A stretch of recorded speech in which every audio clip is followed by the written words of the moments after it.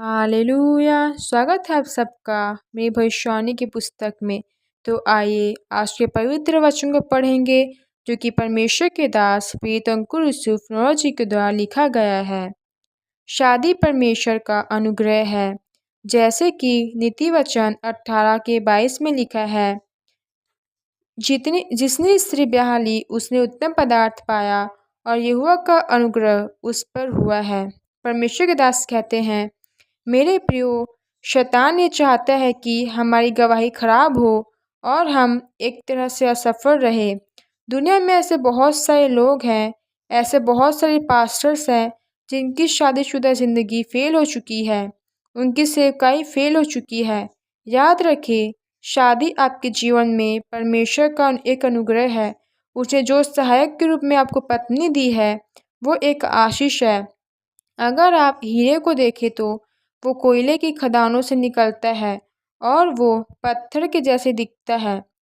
फिर उसको फैक्ट्री में भेजा जाता है, उसको तराशा जाता है, पॉलिश किया जाता है और फिर वो आपकी उंगलियों में चमकता है। जब एक लड़का लड़की की शादी होती है तो उन्होंने हज़ारों सपने सजाए होते हैं।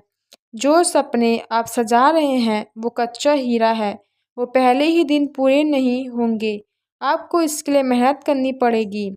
बाइबल में जब हम आदम के बारे में पढ़ते हैं तो लिखा है कि परमेश्वर ने उसे अदन के बाग में रखा था और उसको देखकर परमेश्वर ने कहा कि आदम का अकेला रहना अच्छा नहीं है, मैं इसके लिए एक सहायक को बनाऊंगा। और वो सहायक उसकी पत्नी हव्वा थी, ताकि वो दोनों मिलकर परमेश्वर के कामों को करें।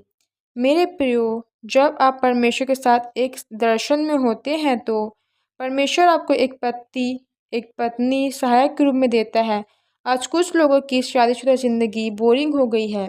अगर आपकी खुद की ही शादीशुदा ज़िंदगी बोरिंग होगी तो आप लोगों को क्या गवाही देंगे? इसका कारण यह है कि पत्नी पति के अधीन नहीं है, और अगर अधीन है तो नम्र नहीं है। आज जब पति पत्नी एक दूसरे के प्रति अपने कर्तव्य को, अपनी जिम्मेदारी को भूल गए हैं तो वो अपनी शादीशुदा ज़िंदगी में परेशान है। एक पति को यह समझना चाहिए कि उसे पत्नी परमेश्वर ने एक सहायक के रूप में दी है। उसको बाइबल के अनुसार उसे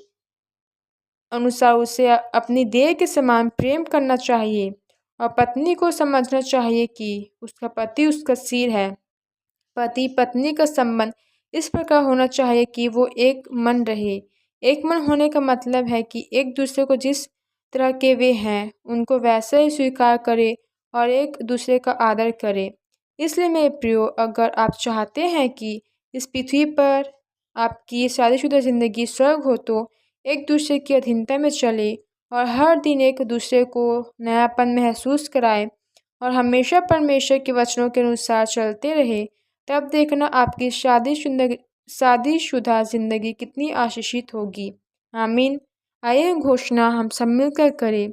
सर्वशक्तिमान परमेश्वर के नाम में मैं घोषणा करता हूँ कि जो कोई इस वचन को पढ़े उनकी शादीशुदा ज़िंदगी से हर एक परेशानी दूर हो जाए और उनकी शादीशुदा ज़िंदगी व आशीषित हो प्रभु यीशु मसीह के सामर्थी नाम में।